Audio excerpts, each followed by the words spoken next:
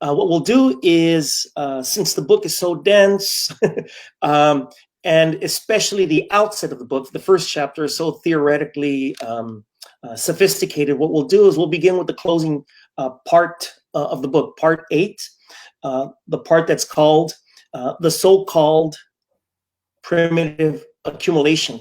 And we'll do that for a couple of reasons. The first one, of course, is to give us some ground to make sense of this moment, the moment of the virus, the viral moment, Matt. Yeah. And anyway, so that's the first reason. I think the second reason is, at least as far as I'm concerned, Matt, is that we create an opportunity for those of us who are interested in critical Chicana and Chicano-based work to turn to existing scholarship that is one that helps to decipher the material conditions of our lives. Mm-hmm. What do you think, Matt? Well, before we get started, since we're tackling Karl Marx, I'd like to say that one of the things that, is very impressive to me, in general, is that when people are able to describe situations and describe the world so well that their means to describe it become the point of later debate. The fact that we talk in these Marxist terms, the fact that we talk about these things as though they're just these objective realities, like a sun or the moon or or the mountains or something like that, but the means of production. We talk about the terms of means of production as though that phrase has no author. We talk about, debate what is base and superstructure as though someone didn't come up with these concepts, base and superstructure. So first, to even discuss Karl Marx, I'd is considered his masterwork, Kapital. There's some tribute to Karl Marx to be paid. It's one of the more impressive people to ever pick up a pen and a paper. So I'd first like to say that the chapters that you've chosen, I think, are very interesting because it gets into these questions of how capital began and how people were pushed away from one way of life to another, and how that was done very deliberately and very calculated by generations of politicians, and how it didn't just happen. It happened gradually and happened systematically. So I think that getting into the machinations of Henry and Cromwell and all these different people did certain things to take people who lived in kind of a pastoral kind of lifestyle, kind of a way that people generally lived, and with a deeper connection to the farm, to a way where I was no, we're gonna put you in a situation where the only way you can live is by me paying you, and go work in the factory. So I think that chapter really describes well how that process took place. Yes, it's a kind of my way or the high. Well, it's not even my way or the highway, because of course the same people that set up the system are the ones that set up the highways. One of the ways that I address the relevance of this particular scholarship for my students, most of whom are Chicanas and Chicanos, Latinos and Latinas, and Black students, is I underscore one of the closing portions of chapter 26. There's a term that Marx uses to encapsulate and draw a conclusion of all the terrible things that were done to obligate so-called freed serfs to a proletarian existence. Mm-hmm. And Marx uses the term "the circumstances of ruthless terrorism," and I think about the ways in which he defines, or rather illustrates, these circumstances of ruthless terrorism or ruthless terror, right? And I synthesize them for my students by talking about the ways in which people have been exploited historically, the ways in which people have been excluded historically, and the more brutal, certainly, and there's ample evidence to talk about the brutality of the of the rising bourgeoisie in the late 15th century and early 16th century, a system of extrication, that is the tearing, Tearing, the tearing of people from themselves and the tearing of people from one another, Matt, the circumstances of ruthless terror. What do you think? Yeah, well, I mean, I definitely think that's the case. I mean, I definitely think that there's a system of ruthless terror necessary to maintain, capitalist exploitation, to maintain a situation wherein, all your, we talk about labor, right? Labor, labor power versus labor. But what is your labor? Your labor is your time and your energy, right? Yeah. So you're talking about your time and your energy being devoted toward the enrichment of people that you will never see. You'll never know. That, like the closest thing to them are those who are demanding, who are people making the direct demands of your time and labor, right? But their time and labor themselves are actually being exploited by people they will never know, that they will never meet, right? Because we're all kind of all rolls downhill. So we're all being exploited by these forces of people that we will never know, that we will never meet. And so that's kind of the situation we're in. And so in order to maintain that, you have to have a system of daily terror that in some ways we recognize some instances of it, we recognize some examples of it, we recognize it's when it's extreme, when it's our very health that's in danger, but we don't actually recognize the totality of it. We live in terror. We live in absolute terror. We live in absolute terror of starvation, of deprivation. We live in a system where where nothing is guaranteed, and we normalize that. We think that's normal. We think what we think is abnormal is being threatened by the state to come and like break our ribs and and shoot us or throw us in cages and put us in solitary. We think that's abnormal. But with the aspects of everyday life that we have normalized, that we've born into, that we demand of each other, that we point the finger at one another, are absolutely also terroristic. Yeah. Well, that you're talking about fingers being pointed makes me or rather it brings to mind discussions that I've had around the scholarship of this particular book, and it's discussions around the relationship the relationship between the subject and the object, right? And so that we find ourselves in a series of relationships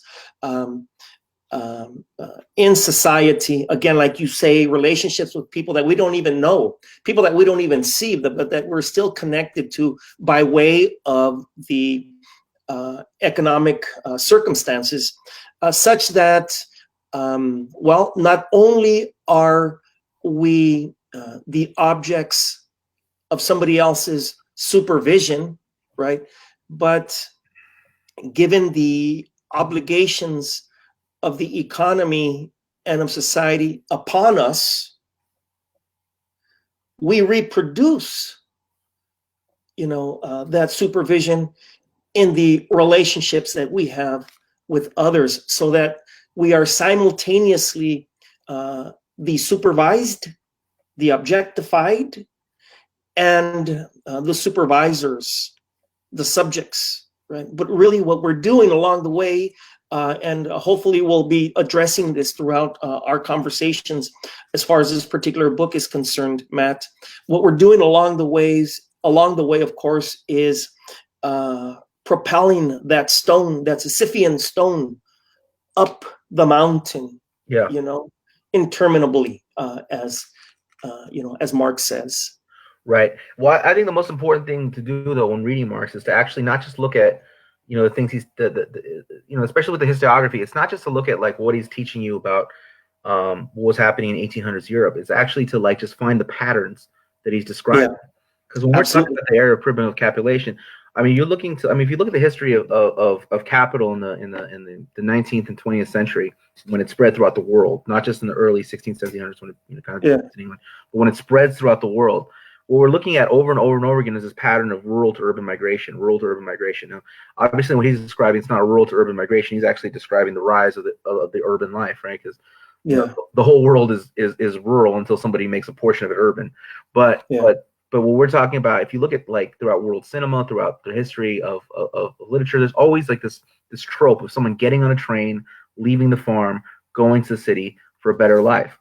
Well, that was always industrial era capitalist propaganda. I mean, even moving beautiful works of art like the Apu trilogy out of India, or Rocco and his brothers in Italy. These are beautiful, beautiful things. But like this idea that like you're leaving somewhere for a better life, which is a trope that continues, in even in situations when it doesn't even make any sense. Like what's it, Good Will Hunting? He has to leave Boston to go be a mathematician somewhere, even though MIT is like. This makes no sense. Yeah, but you know, these kind of stories, they stay with us. This idea that we have to leave in order to succeed. Yeah. And I think that would really, I think that idea that you have to leave to succeed, it has its roots. It has it's not just this all being thing, this thing that simply exists, this simple truth. That is self-evident or something like that. No, it has a history. It has a chronology. Yeah. And we know that we are beaten down with that. Particularly students at somewhere like Cal State Dominguez Hills are beaten down with that ideology every day. Yeah, it's, well, you know, that narrative has existed over the course of history, over the course of centuries, over the course of 500 years, of course, is really interesting for a couple different reasons. Of course, you know, we can't understand ourselves as Chicanas and Chicanos, Matt, without, at the very least, recognizing that some folks who see themselves as immigrants and who are perceived to be immigrants, and some of these folks, of course, are people within our collective community, anchor their understandings about their existence in the context of the United States as in the pursuit of the American dream. You know, not everybody's an immigrant. Not every Chicana and Chicano is an immigrant.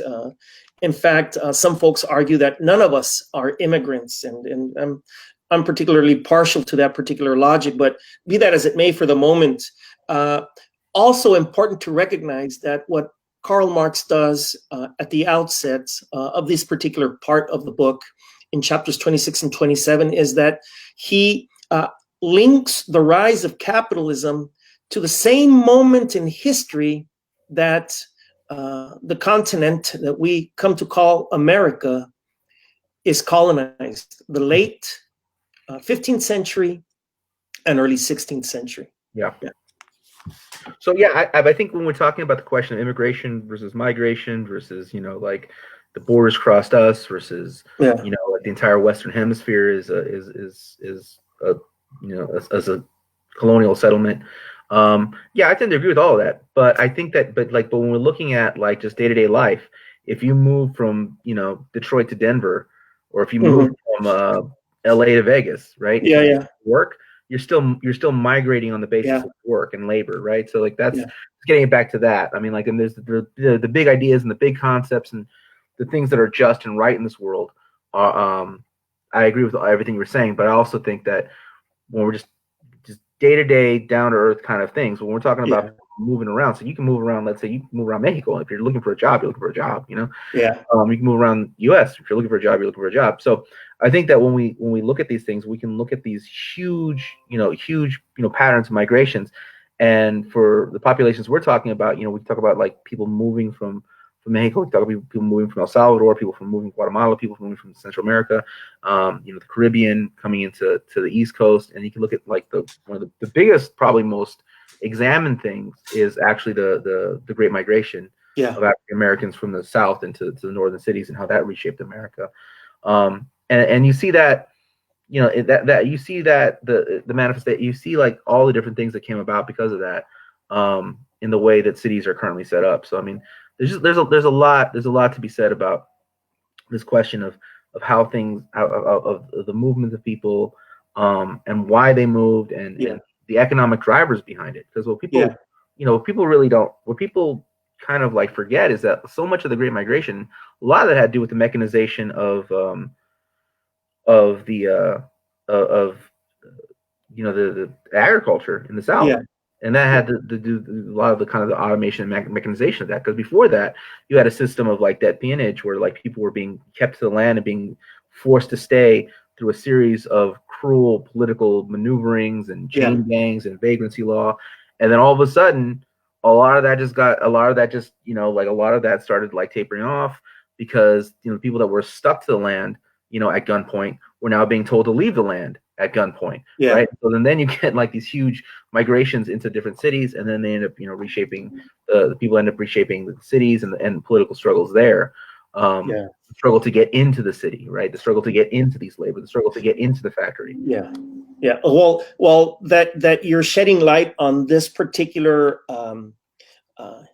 set of historical circumstances actually reminds me, Matt, of a poem that you wrote called "Kingdom of Cages," about which I've shared my appreciation with you and others as well, and that people have been expelled at gunpoint, or rather that people have been contained at gunpoint, that people have been expelled at gunpoint, right?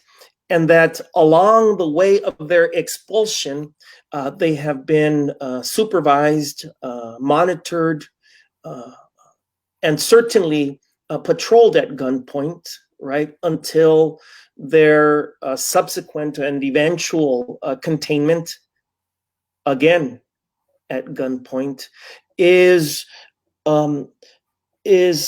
a peculiar pattern, Matt. And of course, we're not necessarily talking about guns in the 15th century. In fact, we're not talking about guns in the 15th century Europe or in 16th century Europe.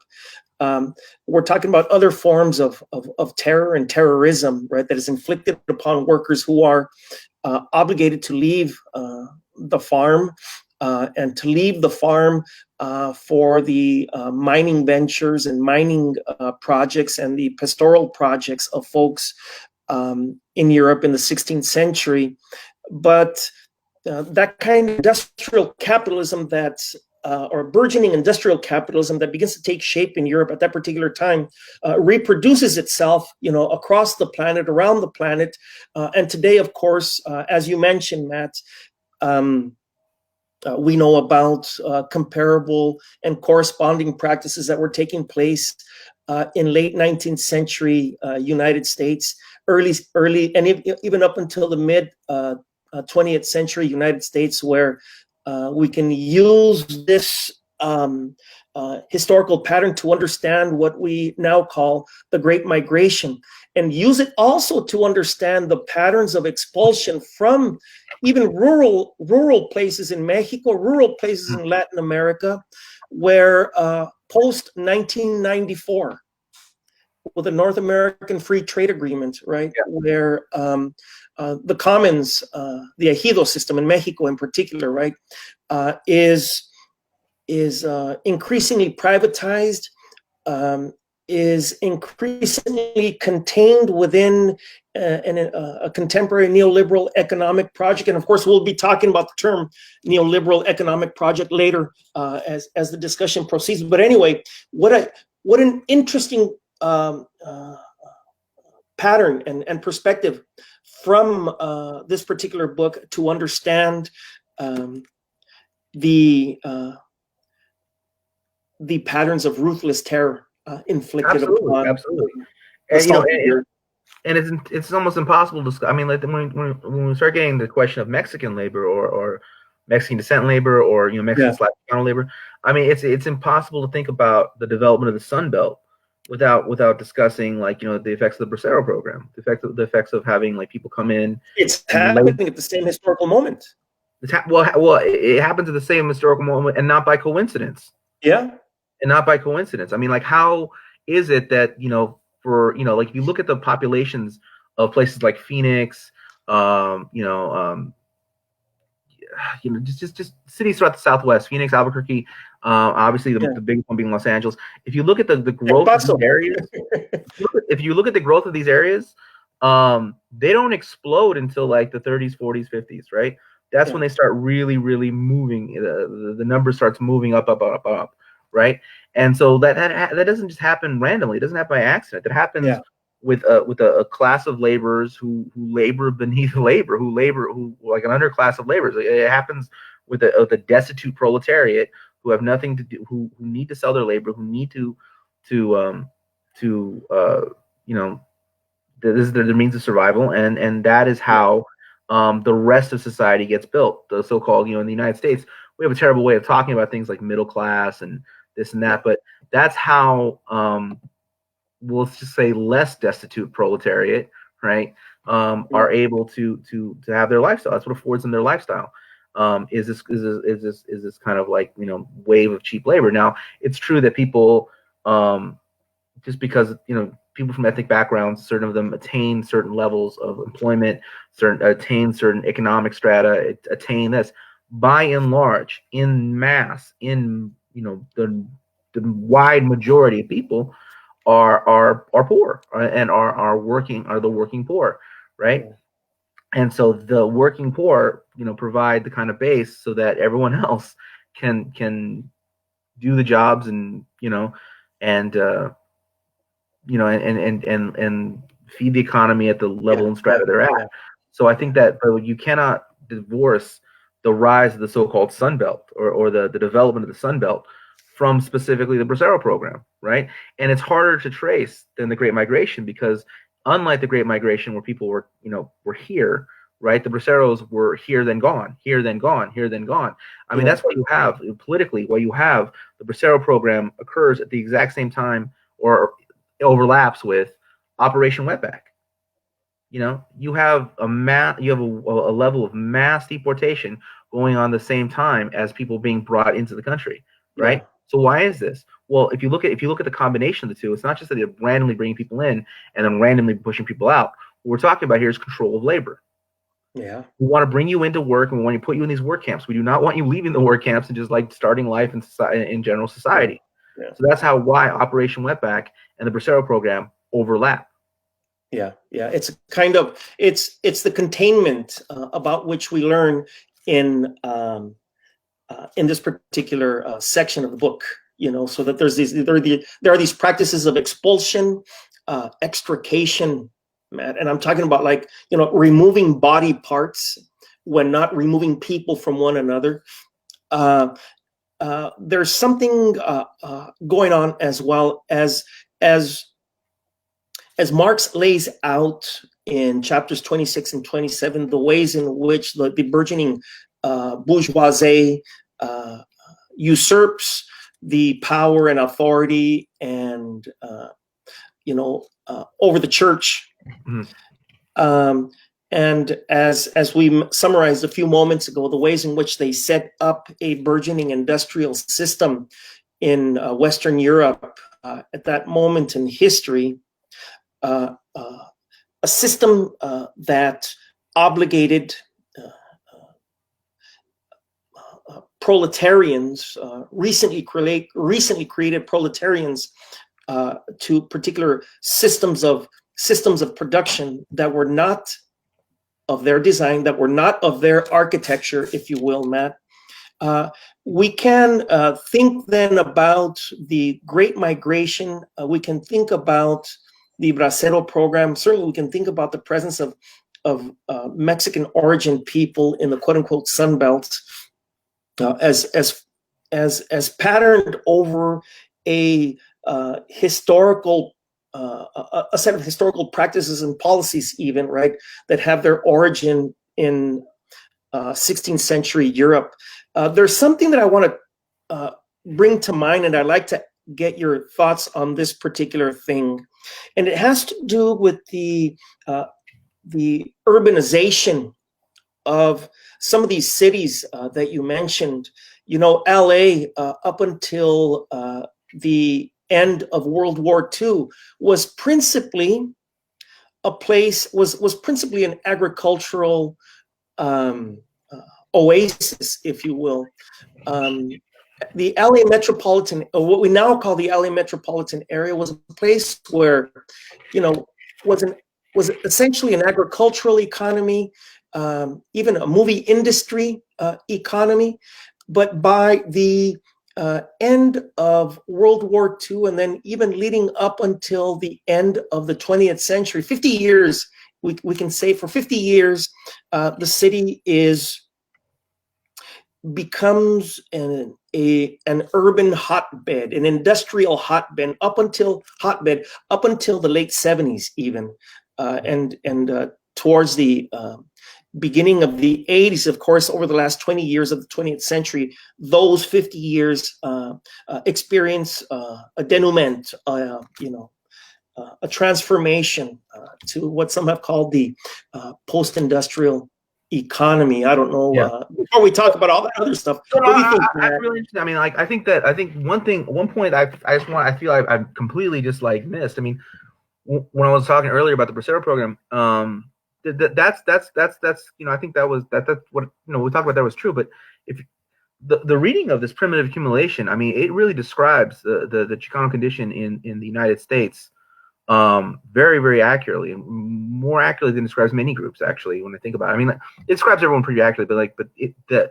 one-to-one relationship here is pretty strong. If you look at the Mexican-American War and the displacement, if you were to describe what happened in the aftermath of the Mexican-American War as a primitive accumulation of the Anglo settler over this area that was once Mexico, and how that happened, and how the Mexican basically, I don't really know how to describe them. I mean, I wouldn't exactly call them peasants, but the small farmer, right? How that person, those group of people become displaced and then become essentially, the lowest paid workers in the United States of America. That process of how people go from being landowners, and you could talk about, like, well, how did they own land? Whose land was this? And the difference between different groups of people that would be called mestizos versus this, and the casta system, and that's all well and great critique. But when we're talking specifically about the encounter of Anglo-America and Mexico, there's a different question that comes into play, right? And so if you look at the dispossession of this group of people, how they go from like being like landowners to being the most destitute or proletariat to this day, right? The lowest paid workers in America, right? Or amongst the lowest paid workers in America. How that process went about, that is a process of dispossession. That is a process of the proletarialization. That is a process. The groups of people, widely described as Latino, are the groups of people who are going to have the most difficulty, statistically speaking, working from home. Like, that's the group that will be most impacted by this. The group of people that was most impacted by the housing crisis, the people that the lowest paid workers, et cetera, et cetera. You go stat by stat by stat by stat. You just find over and over and over again. Often the most injured. Often the most injured, yeah, in the workplace, yeah. The least happy in the workplace, as it turns out, actually. I mean, there's all kinds of weird studies that come out, but like you see this over and over and over again. And it all has to do, almost all the areas where you could find that people of who draw their history from Latin America, because it doesn't always break down on Mexico or Salvador or Puerto Rico but the group of people widely described as Latinos, right? The basis of their misery is in this country is oftentimes more directly correlated to their position as proletariat, in terms not necessarily the state terror, but in terms of their workplace, condition, right? Yeah. And that is very much tied to the dispossession of land and resource, and being just pushed off and being pushed off by this new thing. So I think in the reading of Kapital, if we look at the way Marx describes, the English encounter with the Scots, that is kind of describes, our encounter with the Anglo, which include the Scot, which includes the Scotch Irish coming into the United States, right? So like, I think Jackson was a Scot or a Irish. So I mean, it becomes something else when it gets here. What may have been true in Europe is no longer true here. Well, they're certainly they've inherited the position of a supervisor, if you will. Talk about how the once objectified, right, assume positions of subjecthood, right, and then cast their super upon others and in so doing, objectify others. And so the Sisyphean stone, right, Mhm. is elevated again and again and again and again. I want to switch gears here a little bit, Matt, if you'll allow me. Sure. I'd like to talk about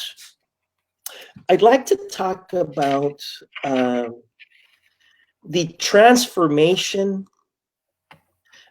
the historical transformation that takes place in 15th and 16th century Europe, and what it does to alter not just the material conditions and the material configurations of space, right, but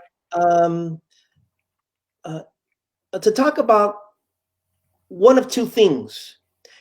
Is this configuration is this reconfiguration the consequence of ideological, epistemological transformations that are taking place, or do these and I'll explain what I'm talking about in just a little bit, please. Or do these reconfigurations, expulsion of people from the agricultural zone, the replacing the production of wheat by serfs, to the use of the same land for the pasture of sheep, for instance, this kind of reconfiguration. Does this reconfiguration, is this the motor for the kind of ideological and epistemological transformations that take place at the same moment? What am I talking about when I say ideological and epistemological transformations? I'm talking about the worldview. It's at that very time that Europe discovers that it and the places with which it had been familiar throughout the preceding centuries aren't the only places where humanity exists.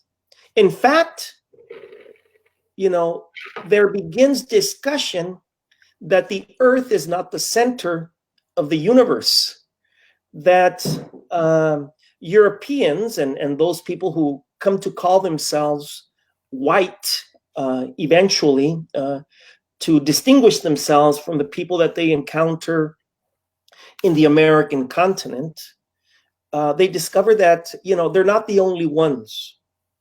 I don't know if this is a chicken and egg type of discussion, Matt. What do you think? Well, I think a couple of things. I think a couple of things. I think that sometimes we definitely have a tendency to over Americanize or over USA size. Yeah. The shape of the world, right? So I discovered this myself when I was in England. That white is a worldwide concept for sure, but the American conception of white, where it really doesn't matter if you're like Czech or German or this or that, that's very American. Because in England they care. Like in England that means something. In England there's like a sense of like Eastern Europeans as being like, you don't belong here and you need to leave and you're messing things up for the rest of us, right? So someone like Melania Trump could never be the face of like English white supremacy. That would not happen in England. Wow. In England today, that would not happen. This idea of her just like being like, just trotting around and being like, like in America where it's like white is right. Like white is right here. We don't care if you have an accent. We don't, if you are someone we would describe as white, great. Right. So that doesn't exist like in the same kind of way over there. So nationality and national distinction still matters very much in England for sure. And I would imagine throughout most of Europe, national distinction still is a question, because these are actual nation states. They actually exist as nation states. Right. Yeah. Whereas the United States of America, someone's just white. You know what I'm saying? Like I think about the case of Rachel Doziel, right? Who pretended that she was black and she's a white woman, right? And we all just recognize her as a white woman. But she's actually, her actual ethnicity is German and Czech.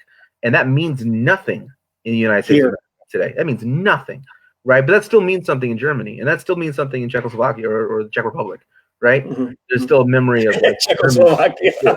Czechoslovakia doesn't mean anything. Czechoslovakia is gone. Yeah, But yeah. it still means something in the Czech Republic. I mean, because there's still a historical memory of the Germans killing a lot of them, right? So like, so that's still a part of their national history, and not too long ago. So I think that we have a tendency to overdo it sometimes with that. So that was one thing. But I think that when we're talking about the motive engine of history, right, which has been defined by most Marxists, not necessarily Marx himself, but as class struggle being the motive engine of history, I think that's a misnomer. The motive engine of history, if you ask me, is the motive engine, right? What do you mean? It is the motive engine. It's the cotton gin. It's Bessemer steel. It is the cannon. It is gunfire. It is, what I'm saying? It is the actual physical capacity to do a thing. You know what I'm saying? Force, as we'll read later on. The midwife. But it's the ability, but it's the technological ability to use force, right? So like, let's put it this way. Spartacus never organized a factory strike, and Emilio Zapata never, rallied the troops through Zoom. Why? Because factory not even Zoom, right? So I mean, you do what you can in the field of the world as it actually exists, and what changes the world's existence as far as human beings are concerned? Technology. So the ever-advancing technology, people do what they can do around a series of technological innovations, right? So I don't think that the group of people in 1400s, 1500s, England, and wherever were any more evil than they were in like 1200 or 1100. I don't think that they got any more evil. I think they just got more capable. They just had more tools and weapons at their disposal at that period of time, and had an overwhelming advantage over the people that they went and conquered. I think that's what happened. And then they accumulated a lot of wealth, and then all of a sudden they had an overwhelming advantage. Those technologies kept developing generationally, and then they had an overwhelming advantage over their Asian counterparts, and then they did that, and they had an overwhelming advantage over African counterparts, and they did that as well. So I think that is what actually ended up happening. That's how Europe conquered the world. And we're living kind of in 500 years of Euro conquest. So I think that's what happened. And I think that the way these things happen is through that. But if we like bring it more close to us, if you look at like every single president since Ronald Reagan, it has been one of like privatization. It's been a series of privatizers, right? Whether Democrat or Republican. The policies, many of the policies in terms of social infrastructure of Barack Obama are to the right of Richard Nixon. Now, does that mean that like Barack Obama is a worse person than Richard Nixon, or that Richard Nixon's a better person than Barack Obama, or more affable person? I would say clearly not. What that means is that what's at the disposal of a president of the United States of America has shifted, has changed, right?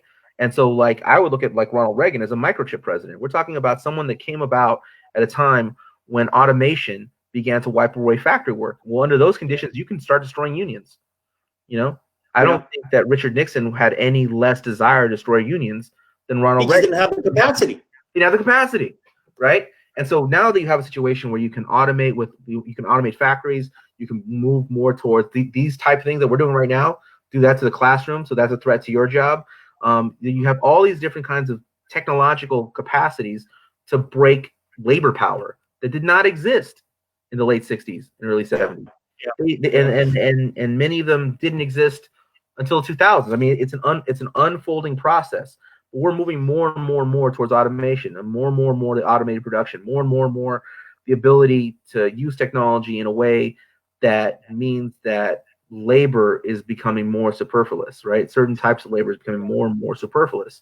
And as that happens, you have the ability to break the organization of labor, because the threat of automation always hangs over. This is exactly what the guy at Carl's Jr. said during the 5 for 15. The CEO of Carl's Jr. and Hardee's. This is what he said when people were trying to move towards let's fight for a living wage here. He said, well, if you do that, I'm going to automate, right? Terry Gu, the guy, the CEO of Foxconn, he said that human beings are animals, and I have 1 million employees, and to manage 1 million animals gives me a headache. And he said this in terms of like looking to automate Foxconn, right? So you have a series. I mean, it's international. It's not just a union. This is a distinct concept of capital. But the move towards automation has been why labor has been weakening and weakening and weakening and weakening. These policies adopted by these horrible politicians, they don't happen in a bubble. They happen with capacity. You don't think Calvin Coolidge would have liked to done a lot of this? You don't think Of course. capacity? there's what you're talking about are whom it is you're talking about are players in history, players who are part and parcel, in fact, are at the levers of the capitalist system, levers that have been afforded to them by the capitalist history over the last centuries that culminate in different moments. In this case, you're talking about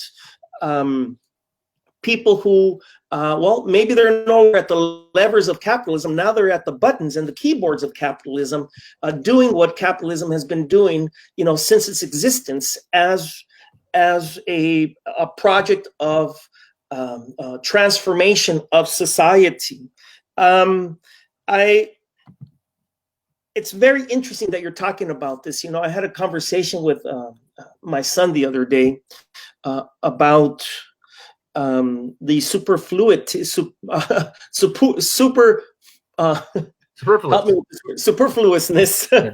of labor, and we were discussing somebody else's work on the subject of the Lumpin Proletariat. It seems then that that this concept, and of course, this is one of the things that we're going to be talking about as this reading proceeds. Certain scholars are now talking about perhaps that even the term Lumpin Proletariat is inapplicable because now there simply are segments of society that will never be included within the economy. It's just not going to happen. They don't possess. They're not in any position to be incorporated anyway. They are the animal that this particular person that you're talking about, they're drawn from this group of so-called animals that this devil has identified. Right. So I think the term Lumpin Proletariat, I mean, I often think it was used by Marx to describe. It's one of the things. I mean, this is why, like, sometimes I would say that I believe in the political economy, and I would call myself a communist or call myself all kinds of things. Sometimes I hesitate to call myself a Marxist because that would mean I agree with everything he said. And so, like, I don't really know, because when he described a Lumpin Proletariat, he was kind of talking about what some would describe as a criminal element or something like that, people that were outside of whatever. But then he also described an army of reserve labor, right? Yeah. And that's people who are out of work who will come back to work, kind of thing, right? Yeah. And I think what's really interesting about that, though, is that right now the coronavirus has made everyone, virtually everyone, not everyone, but I mean, it's made a lot of people part of that army of reserve labor in ways that we can really clearly see, because they need you to come. Because what I'm describing is automation, but that hasn't happened yet, right? It hasn't fully happened yet. They still need you. They still need you to come in and work, and whatever they don't pay you is their rate of profit, right? Yeah. So they're looking to, because what's stable is the resources. What's stable is the means of production, right? Mm-hmm. What's not stable is how much they pay you. That's the variable. That could be whatever, and whatever they don't pay you is their rate of profit. And so they need you. They need you to stay alive because you're their sole source of profit at this point in time. You are why they still make a profit. And so they need you to come back to work at a later time, and need you not to die in the meantime. So they're going to make all kinds of putting, like, the market on pause in certain kinds of ways. Like maybe let's hold off on this and let's hold off on that. And I think that can make it very clear to people. Okay, wait a minute. Like, they want us to come back so we can work and we can be exploited, because that's how they make their profit. And so, like, that is really a really interesting time right now to see that. In terms of the what we were discussing a minute ago, though, the Lumpin Proletariat, and this guy that's describing that everyone's becoming part of the Lumpin Proletariat, that, I mean, if we're describing, like, the people who just can't work and will not be able to work and are just, like, outside of the system, that's a really interesting thing to monitor. And it's really interesting to monitor because people, it was really interesting. Like, there was this a couple months ago, there was all that boomer bashing, and it's like, okay, this is a boomer. And I never agree with any of that, because, like, wide majority of boomers are proletariat, and Ivanka Trump is my age. I mean, what the hell are you talking about? Mm-hmm. Martin Shkreli is younger than me. What are we even talking about here, right? So, like, but what is interesting is that if you look at, like, how the standard of living from boomer to Gen X to millennial and to, I guess, Gen Y, it's steadily declining. Yeah. and it's going to continue to decline. Whatever follows Gen Y is going to be even worse than that, because that industrial relationship of labor is dying, and it's going to continue to die. It's going to continue to die with each generation, with each successive generation. So monitoring the generations is a really good way of looking at it. Like, oh, you entered into the workforce in 1980, you can expect this. You entered into the workforce in 1990, you can expect this. You entered in 2000, you can expect this. So when I was a kid, everyone said the industrial economy is dying. Prepare yourself for the service economy, right? About 5 years into my career, 10 years into my career in the service economy, I'm being told the service economy is dying. Prepare yourself for the gig economy. So this keeps changing. This keeps changing and rearranging as to what you need to do and why this is your fault that your life is all messed up. And so I think that that's something that that we all experience as workers. And if we want to take it to what this kind of discussion series is about, how it really applies to Chicano and Chicano people, we are in many ways the proletariat of the proletariat. So however it affects everybody, it's going to affect us much worse, because we were already the dishwashers. We were already that, we were already in that realm of I was I was in conversation with someone a couple days ago about the moment in which we exist, and I was reminding this particular person, drawing from scholarship about which I'm familiar. I think I was reading, I was citing a quote made in the scholarship of a Chicano scholar, a guy named Luis Urrieta, writes an article whose subtitle is "The Field is Still a Field," and that's a quote from somebody else. Quote from a Chicano scholar, from the 1970s or something like that. Anyway, what's important here is his discussion that no matter where it is, we as Chicana and Chicano people find ourselves, we find ourselves in a set of relationships that are not unlike the relationship that that determined, or at the very least helped to define our very existence in this territory called the United States, decades before. In a sense, then, we continue to be monitored. We continue to be placed in line. We continue to be put in positions where we are to produce, and to produce for others' wealth, etc.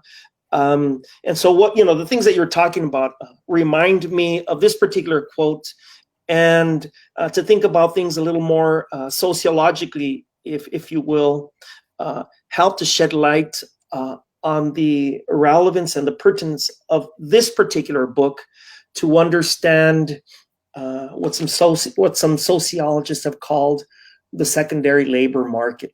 That there is a place for us in the economic system, and despite the mobility of some, even that mobility is determined by an existence of race relations. I think we can go on and on and on and on talking, Matt. And I suppose, I think we're going on the hour now. I don't know if you've been keeping track. We're 48:52. 48:52. Well, then, I'd like to begin transition towards the conclusion. Matt, I know you by way of your poetry. I've worked with you by way of your poetry. Those of you who, those folks who have either followed me or followed you on the different social media know that some months ago we took a trip and documented that trip with other poets, of course, and we draw conclusions about our work you as a poet and I as a scholar, as as an academic writer, as an educator, as a teacher. Yeah. How do you close chapters 26 and 27 poetic? Now, of course, I'm not asking you to cite any poem or anything like that, but I mean, by all means, go ahead if you'd like, but that's not what I'm asking. I mean, what does Matt the Poet say about chapters 26 and 27? Well, as a poet, like what I really do is I go through life and I hear like phrases and I hear like words and I hear combinations of words that catch my ear and I kind of reconfigure them into something that makes more and less sense than reality, simultaneously. And so I have a kind of a trained eye to do that. And I think I did that long before I was writing poetry. It's kind of part of the way I process the world. Like certain information hits my ear and other information I just completely forget immediately. And so like when I'm reading Kapital, though, I think that was really important for our purposes and for anyone's purposes, is not to necessarily get bogged down in the specifics of what Marx is talking about in the world he was describing, because that world doesn't exist anymore. That world's been gone for a while. There's aspects of it that are still around, but I mean, that world that he's describing, he's describing 1800s Europe. I mean, Europe today doesn't look that way. And so, like, what we really need to do is look at the dynamics that he's describing, right? And then pull away from those dynamics and then use them for our own use. So in this discussion today, we talked about, some of the things Marx wrote about with Oliver Cromwell and a couple other things, and dispossession, specifically the Scots and the Irish. We touched on it, but we spent most of our time talking about the plight of Chicano people in this country, because that is the purpose of our show. That is the purpose of what we're doing. So we're trying to do this and extrapolate principles that we have from these kind of like texts to make sense of our own lives and to make sense of our own histories and the histories of our families and the histories of the conditions we find ourselves in today. And I think that Karl Marx and Kapital are a great tool to do that. And I would suggest that that everyone read this book and read selections of this book, if not the whole thing. And when they do, read it with an eye on how it applies to their own lives, not just what this man in the 1800s was writing about when he looked outside his window. Yeah. Well, I'd like to add my contribution to our closure, Matt. And I'd like to underscore that his project was of course tied to a transformation of history from the point of view and with the interest of working people, of course. And for that to take place, he was equally interested in helping to cultivate a vision and an understanding about the lives of working people. And so I'd like to underscore the very important and corresponding task in this particular project, not just in Marx's project, right, but in our very project by way of this particular discussion and set of discussions that we're, upon which we are embarking, you and I, Matt.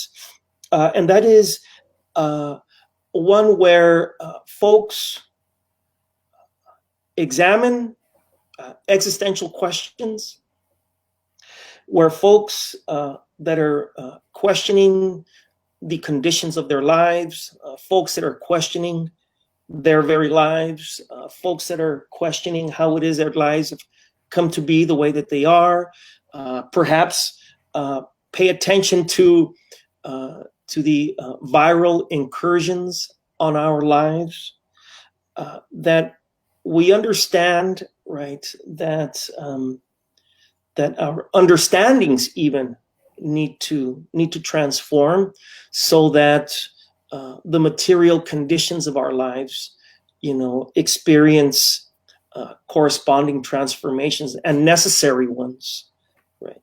So that we understand that how it is we are positioned in the world, where it is we are positioned in the world, shapes how we feel about ourselves, what we think, what we see, shapes our dispositions, shapes the things that we like, shapes the things that we dislike, and so on. I hope that these discussions that we're initiating, Matt, gives people an opportunity to question their very lives, their relationship with other people, and I don't know, maybe creates an opportunity for us to connect with one another in the very time when we are told to, quote unquote, keep distance from one another. Social distance, yeah. All right. Well, I would say, thank you very much. Just because we're locked in doesn't mean we have to be locked out. Absolutely. Wonderful. Great way to close. Thank you. Why don't you close?